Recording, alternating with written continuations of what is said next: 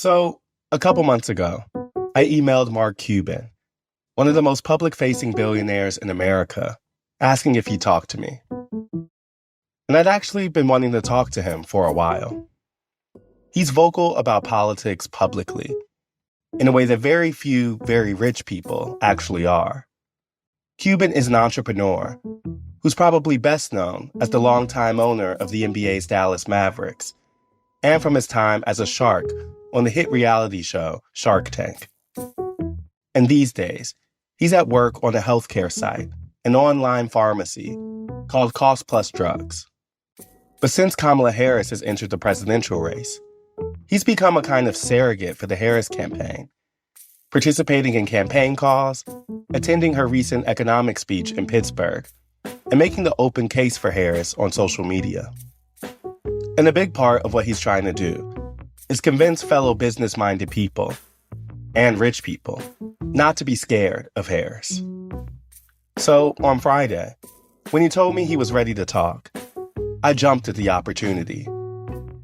Today, why did Mark Cuban go from the sidelines to an open advocate for Harris? And considering many Americans still feel like they haven't learned enough about her policies and beliefs, what does Cuban know that everyone else doesn't? From the New York Times, I'm Ested Herndon. This is The Run-Up. That's a hell of a laugh. Oh, thank you. That's a demonic laugh there. I'll take that as a positive. However you want to take it, I'm not going to argue with this. Thank you so much for doing this. We really appreciate your time. We know that you are busy, and I'm glad we're able to make this work. My pleasure. So Mark Cuban has had an interesting political journey. In 2015, he originally supported Donald Trump, a fellow reality TV guy.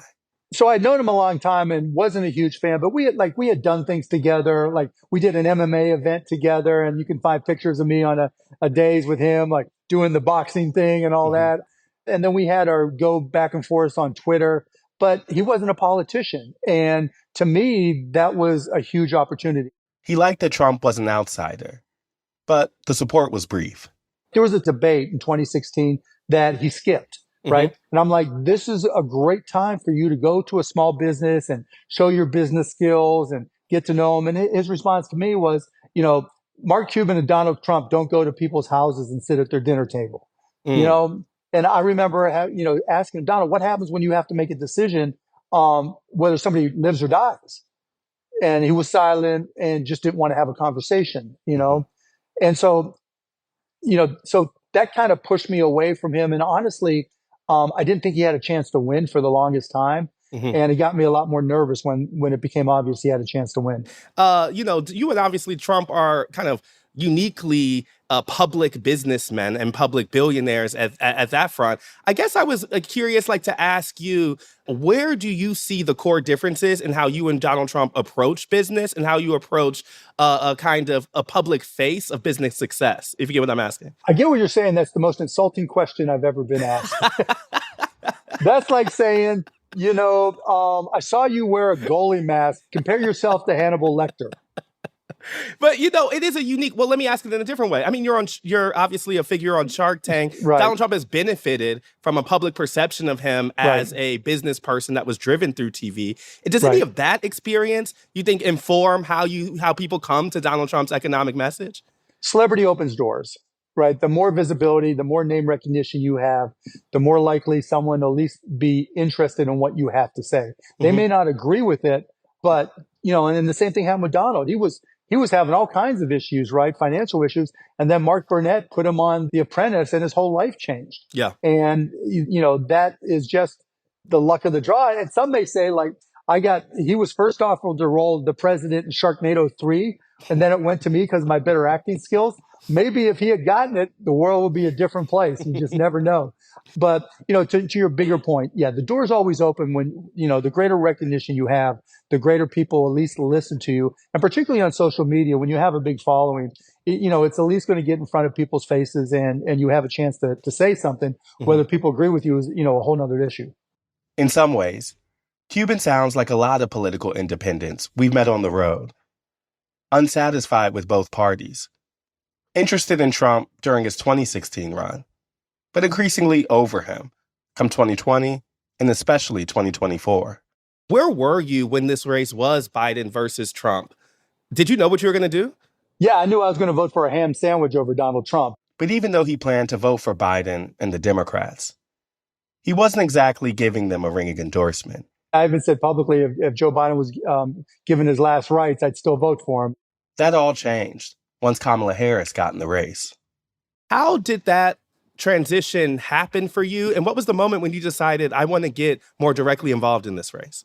Well, just, once Kamala entered the race, I knew her some. I'd had lunch before with her and knew a lot of people around her. So I was cautiously optimistic. And then as I spoke to those people I knew and heard her speak, I got more optimistic. And then as people reached out to me to ask me about, what feedback I could give in terms of business policy, that got me really excited, right? To have somebody who really was open-minded, wasn't an ideologue, looked like she wanted to go towards the center from a business perspective, at least. And so I was wide open to that. And that just started a string of conversations. Those conversations were part of the reason I wanted to talk to Mark Cuban. Because now he's delivering a very specific message on behalf of the Harris campaign. He's the guy making the case that Harris should be trusted over Trump when it comes to the economy, even in the view of the billionaire class. Poll after poll continues to say that Americans trust Donald Trump or Republicans a little more on the economy. Yep. But outside of what I see as your personal view, why do you think that is? Well, because it takes time, right? Being in business, I've taken over companies before where the product was good, but you got to get the word out. Mm-hmm. And so she replaced the CEO who got retired by the board of directors, and so it's her turn to say, okay, these first 45 days, I've gone around and introduced myself to as many stakeholders as I can, potential voters. Mm-hmm. And in doing so, you see the trend in her numbers. She went from being way behind. She went from huge unfavorability ratings. She went from being 20, 25 points behind in, who can deal with the economy to being 11 and falling. Sure. Yep. So that tells you the trend is her friend, right? That she's doing the right things in order to communicate that message. She's just got to continue to do those things. I think where I disagree with some folks in the political chatter class, right? Yep. Is no one wins elections by winning demographic groups, right? You win elections by winning states, enough electoral votes, and getting enough voters. And to do that, she has to introduce herself because people didn't really know her. Mm-hmm. And that's been her greatest strength. Sometimes, the brand is as important as the product itself. Joe Biden, I think where he failed miserably, and I've said this before when he was the candidate, you know how they say, don't sell the steak, sell the sizzle? Yeah. Right? Joe Biden wanted to tell you what cow the steak came from, right? And how they cut it, and then how they shipped it, and nobody cares about that shit, right? Mm-hmm. Mm-hmm. Kamala is not a great salesperson, just to be honest, right? But she's a good salesperson. Mm-hmm. She's going to tell you that here's what I think is important to you. And that's what good salespeople do, right? Mm-hmm. And she's going to tell you, let me put myself in your shoes and show you how I can help you. Mm-hmm. And in order to communicate that message, you have to get in front of as many people as you can. And I think that's what she's doing. It's not about how many interviews you do or which questions you've asked. It's when you're in a rally like in Pittsburgh, or you're in, North Carolina, or you're in Georgia, and you feel the energy in the room and people respond to that energy, right? It becomes almost like a team sport, right? When you walk into a great game and you feel the energy, you need to have that energy because that energy conveys trust. Mm-hmm. That energy conveys interest. And when she speaks, that's what she communicates because that's what this election is about, is trust, right? Mm-hmm. Do I trust Kamala Harris? Because I need her to do these things for me. So how would you describe Harris's brand? What would you say as she has landed on as the pitch to maybe your moderate or centrist or someone you represent? And then on the contrast, what would we describe as Trump's brand? So I'd say Kamala is more like peak Starbucks. Explain that. So people would, you'd go into Starbucks and you sit and you have a coffee, you make friends, you sit in your laptop, you feel comfortable, right? You understand that you're meant to feel comfortable by going into Starbucks. Mm-hmm. And they opened as many places and you felt comfortable no matter where you were. If there was a Starbucks, that was a taste of home, right? You know what you're going to get and it's a familiar and comforting feeling. Exactly, right? Donald Trump is Trump watches, Trump steaks, Trump silver medallions, whatever he's trying to sell at the moment. You don't sit next to Donald Trump and think, okay, I know exactly what I'm going to get. And that's a huge difference between the two. With Kamala, what she says is what she says, right? It's not difficult to understand.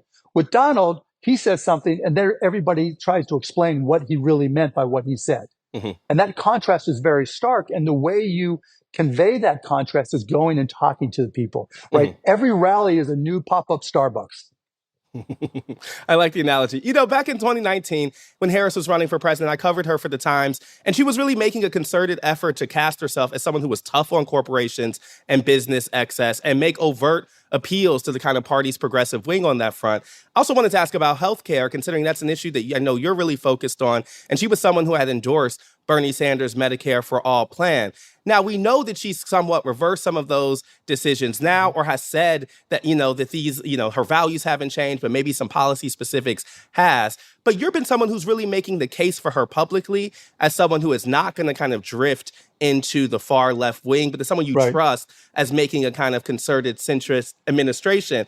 I guess I'm wondering what has given you that confidence? And I get that you feel that she's better than Trump, but what's giving you the confidence that she would govern as a pro-business president?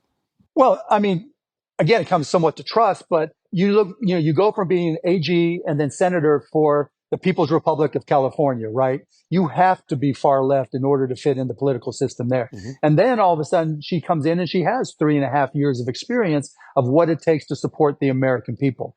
By definition, she has to be supportive of her boss, the president, right? Mm-hmm. But she's learned, and in that learning, to be able to come out and stand on her own. But I think the most important thing that people are missing is, she hasn't said this and her team hasn't communicated, but I believe this, she's learned a lot from Donald Trump and what's worked for him over the last 10 years. What do you mean? If you go back to 2015 Republican Party, it doesn't exist any longer, right? It is gone. Donald Trump is the Republican Party.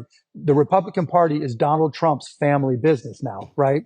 And now with Kamala, I think the Democratic Party has fallen in line behind her, that she now is in charge of the Democratic Party and able to adapt things to what she wants. And I think she realized, in the sense I get from talking to the people around her and her team, is that by going to the center, she can help. Our core value is helping the greatest number of people. When you're extreme in either way, by definition, right, you're finite in the number of people you're going to support. And there's going to be a lot of people who aren't going to agree with you. When you come to the center, you might have issues and you might have policies you don't agree with, but generally there's a comfortable feeling with most of them.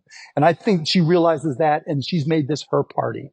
So should she be saying that? Because she hasn't really communicated more directly, hey, I've learned and I have changed from that thing. I mean, she's kind of tried to make kind of everything for everyone case. We talked to actually Bernie Sanders on this exact point, and he's someone who's making the argument that the Kamala Harris administration would be one that has like kind of a robust populism that progressives would have a voice in. And so I guess I'm asking, how can a Mark Cuban economy and a Bernie Sanders economy both exist under the same...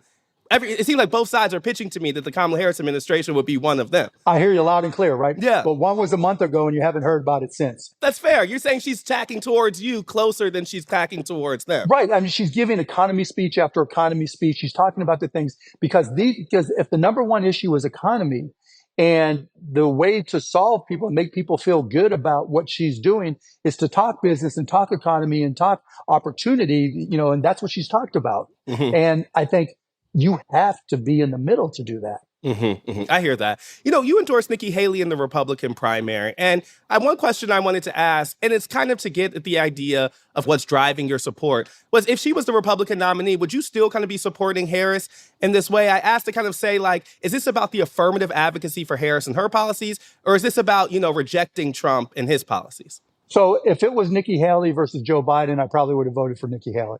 Okay. Given that what I expect her policies would have been, right? Okay. So, and I'm socially liberal, but conservative fiscally. And so it depends on abortion and those things, because that's important to me. But, with Vice President Harris, I think she's truly on point with our mission. So This is an anti-Trump vote for me. I really like where she's going. I mean, she's very thorough. She's very precise. She's very well thought out. She takes an idea, she evaluates it, She may agree or may not agree with you, right? But it's going to be completely and thoroughly thought through. And to me, that's a huge thing for a potential president, because I don't want somebody who's impetuous and spurious, and right, and specious for that matter. I'm throwing out some big words for me. No, I like it. I like it. I'm like SAT week. Right? Yeah. Why this came in my head, I don't know. But you get the point, right? I don't want, the only given in the presidency is that you don't know what's next. And I want somebody who thinks things through rather than being impetuous. Okay, I hear that. Or impulsive. Impulsive is the better word there. Do you think that there's been enough work done to make folks who are maybe fiscally conservative but open to voting for a Democrat feel comfortable with this candidate? And if not, like, what do you think the next steps or next message or needs to be to get other people to the place that you are? Because theoretically, if the undecideds, if the center kind of land where you are, she probably is in good shape for this election. So how does she get those folks there? Repetition, just repeating, her core principles, her policies, and letting people know that this is better business for the country of the United States of America. Donald Trump, is the new Oprah of tax cuts. You get a tax cut, you get a tax cut, you get a tax cut, right? And then he, on the other side of his mouth, he talks about reducing the deficit. Those two things don't work together, right? Whereas with Kamala, she's like, okay, we have to be more aware of the deficit, right? Cutting interest rates will help. Hopefully the Fed keeps on along those lines.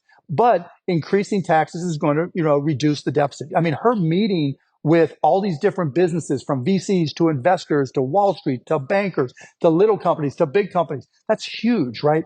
That's where we start to communicate, because then as you get these individuals who are in the business community talking about those things, that conveys the confidence that she's able to do this. You are not seeing that from the Donald Trump side. The presidency you're laying out as for the hopes of Harris is kind of the same premise that Biden gave in 2020, that he would govern more from the center. I guess in retrospect, I guess I'll ask it the inverse of Bernie Sanders, because he was saying that Joe Biden ended up governing from more of a progressive perspective than he anticipated, and he liked that. I guess from your perspective, was Biden more progressive than expected, and that was a bad thing?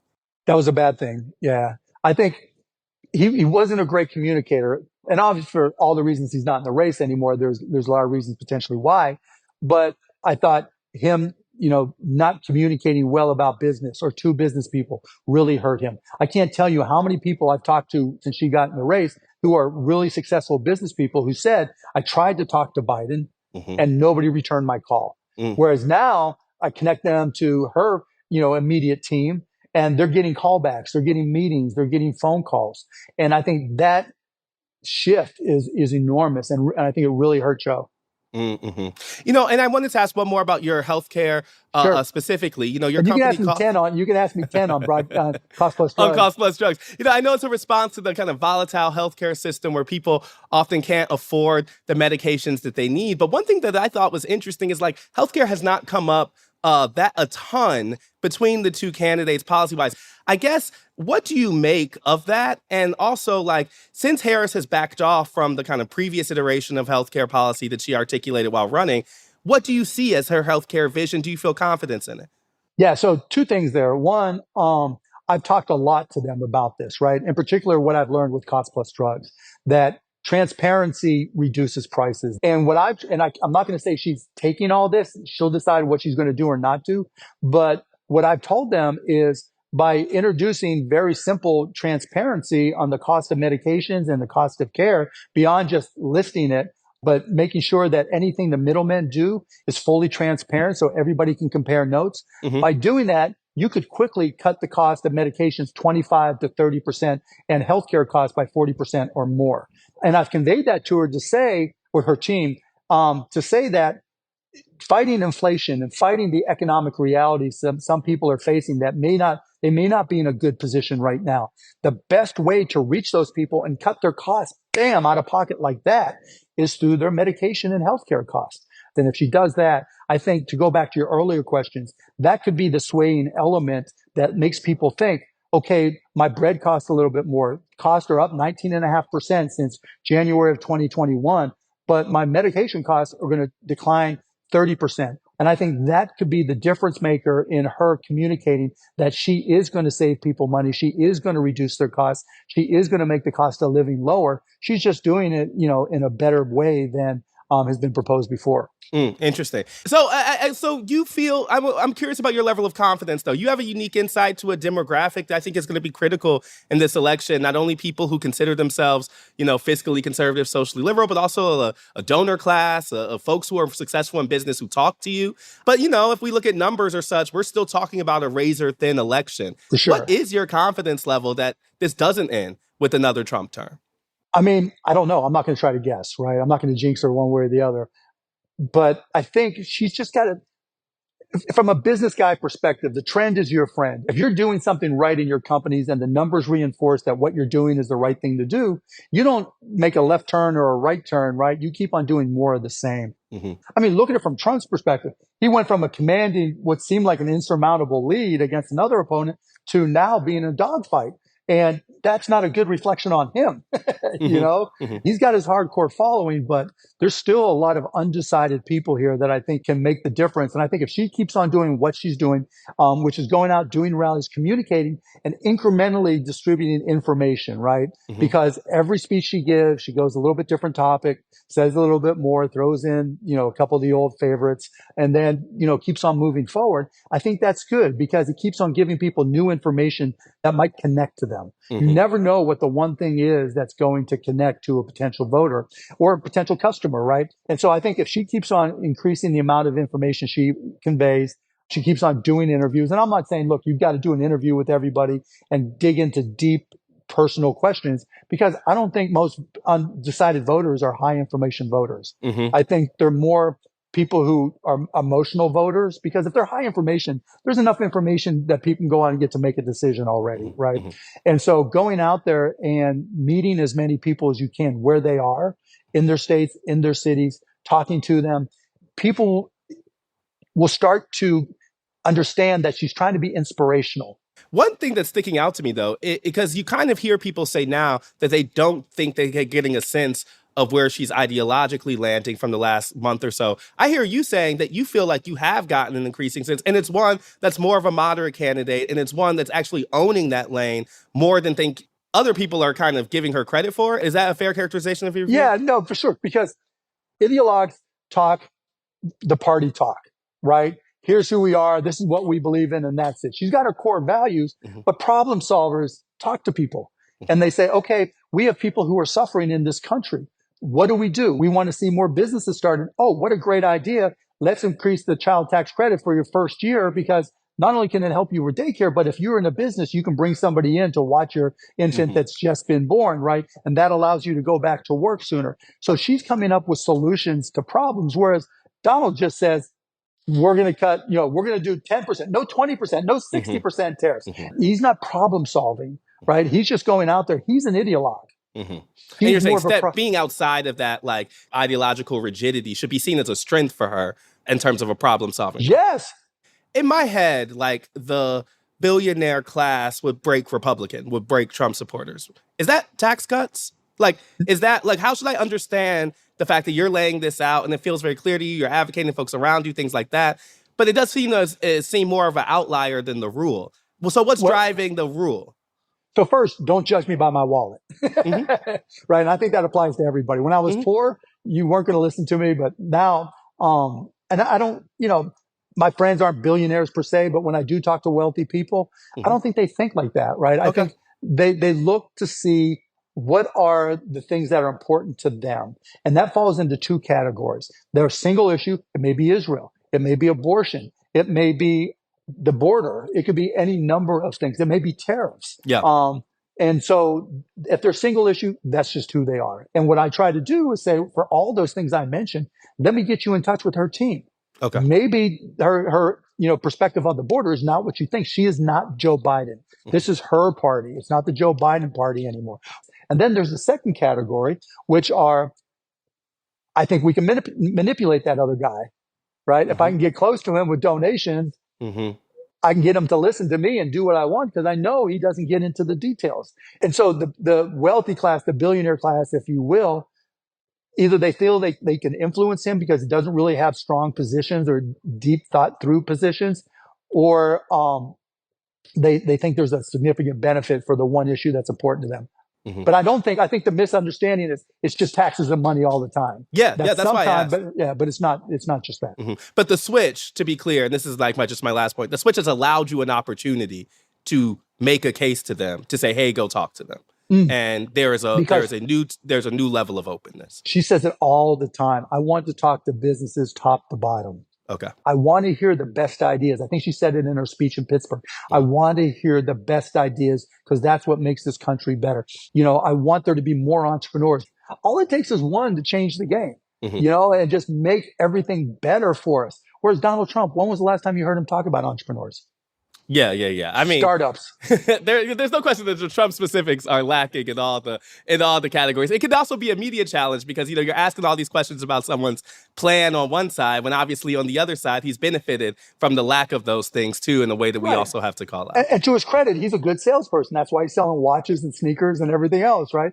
He is a really good salesperson, but not all salespeople are good at following through on delivering the product. It's helping me see a kind of Shark Tank vision of this election. You got a salesperson on one side versus maybe a better product on the other side, and it's somewhere about making one of those matter more to elect. Right, and there's different kinds of salespeople, right? Like people always say, how do you become a great salespeople? I always say, you put yourself in the shoes of your prospects or your customers. You ask them what they need, and then you show them how your product or service can help them get there. That's exactly what she does. Does that mean she's a great salesperson? She can sell watches. She's not going to have the Kamala watch. She's not going to have the Kamala commemorative coin, right?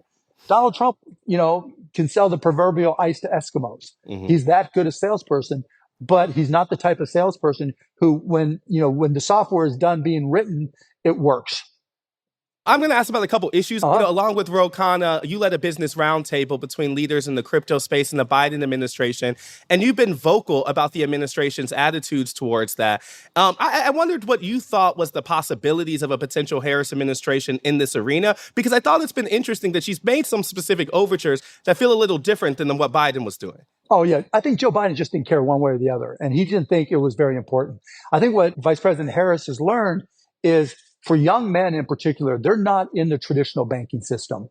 If you're a Gen Z, you're not going to the local bank branch and opening up an account and letting your savings account own 0.2%, and you've never written a check. You wouldn't even know what a check is, what you're supposed to do with a check. Yeah. If you got it, you sign up for an app. You get Robinhood, you get Coinbase. And that's millions of young men that do that. I think she's recognized that, And she wants to be so inclusive that how can you not include those guys, in particular, that have their entire net worth built into crypto? Like crypto or not like crypto, that is important to that whole community. And I think she started to recognize that. And that's really what's brought her to where she is today. That answer kind of leads me to something I was thinking about what you said earlier, which is the kind of demographic of young men in general, which has been a real focus of this campaign. You bring up kind of overlap with Trump at the MMA event. I know that some of the Trump folks have attacked you as someone supporting Harris as being kind of like insufficiently masculine, or there's all of that language.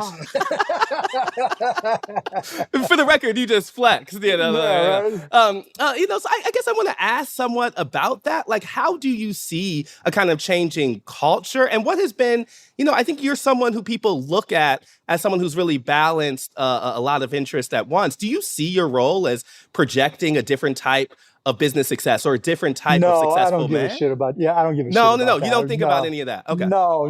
Look, when people try to make personal attacks like that, right, or judge people like that, that's a reflection of them. I don't care. But it's also a byproduct of social media.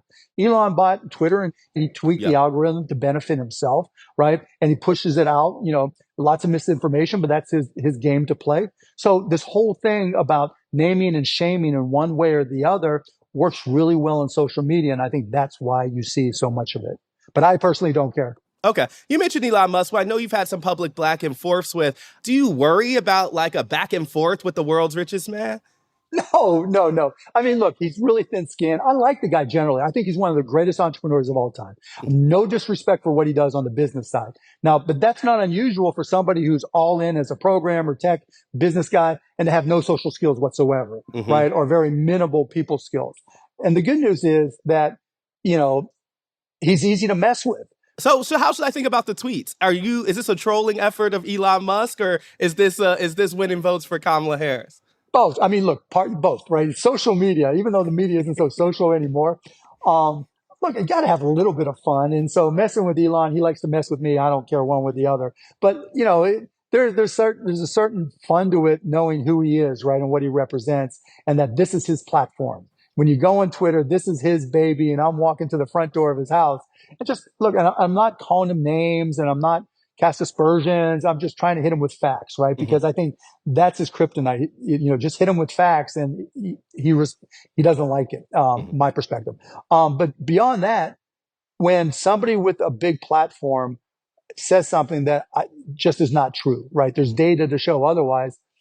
I like to look it up because it helps me learn, right? Hmm. So, like today, I was digging up all this stuff on the border and just tweeted something to somebody about it. And so I gave them facts, I gave them data. Of course, they'll deny it, but then I asked a simple question: what do you think he needs to do for deportations?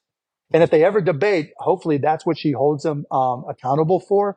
Because what's he going to do? Get the National Guard or local police just to go banging on doors and dragging people out of their house? Hmm. And what do you think those communities are going to do in response?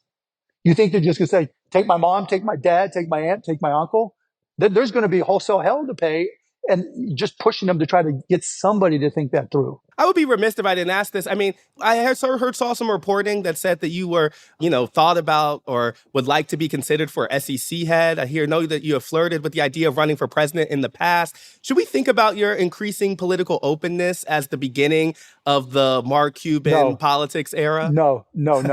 I put that out there on the SEC because I wanted to fuck with Gary Gensler, right? Because I think he could cost her the election. So I wanted to get that in everybody's head, including his, because he doesn't respect, the things we talked about, the demographics we talked about that use crypto for their net worth. He doesn't respect them. And so that was a backdoor way of saying, okay, let's put this back on the table and remember this. But no, you're not going to see me in politics. Cost plus drugs. I mean, when it's all said and done, costplusdrugs.com, that's hopefully going to be my legacy. I screwed up the entire healthcare system for the better so that everybody could start affording their healthcare and their medications. To me, that's more important than having a job in an administration. This will come out on Tuesday, so this is partly why I asked this question. Are you going to watch the vice presidential debate? I don't care. I really don't care. I really don't care. Just because VPs aren't who matter most, or why don't you care? Well, yeah. I mean, yeah, there's the heartbeat away thing, right? But beyond that, they're already picked. We can't change it, right? There's nothing we can do there.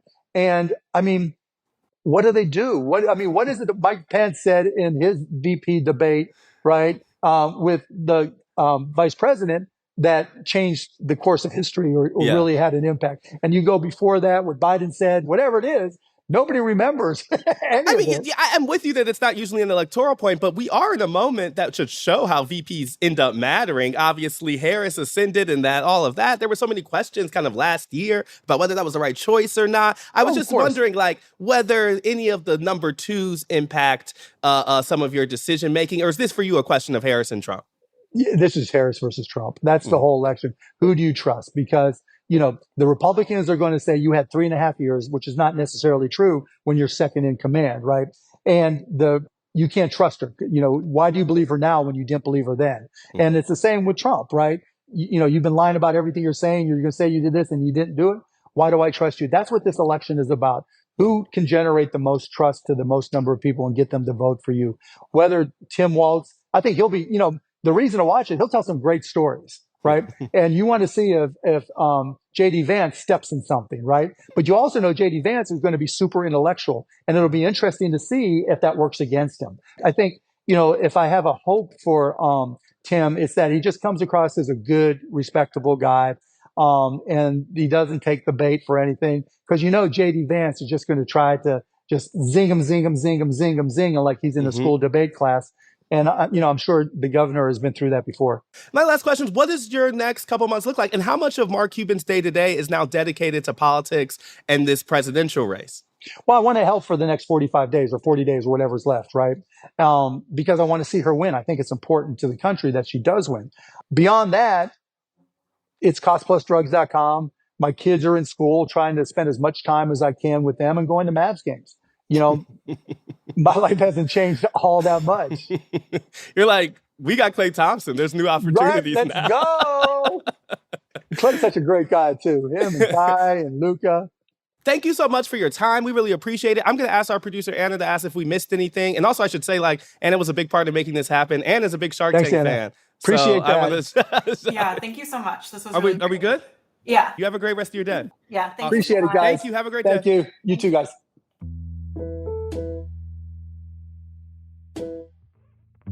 So, like I said to Mark Cuban, one of my big takeaways from our conversation is somewhat related to this open question of defining Kamala Harris and what she believes in. He thinks her ideology is clear, that Harris is no left-winger, and that particularly when it comes to the economy, she'd be more open to business and billionaires than the Biden administration ever was, which is the exact opposite of what I heard from progressive leaders, who cited things like Harris's selection of running mate Tim Walz as a sign that the left would have a voice in a Harris-led Democratic Party.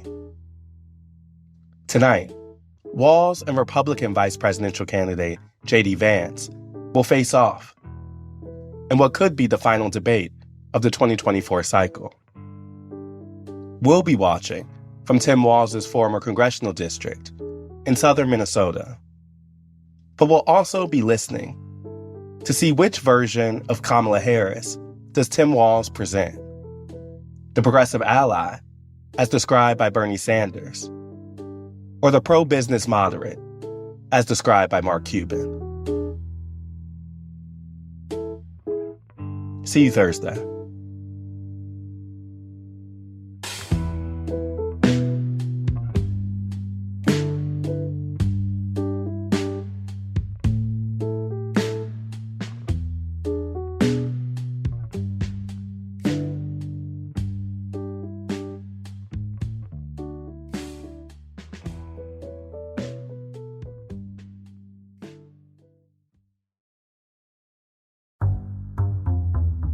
The Run-Up is reported by me, Ested Herndon, and produced by Elisa Gutierrez, Caitlin O'Keefe, and Anna Foley.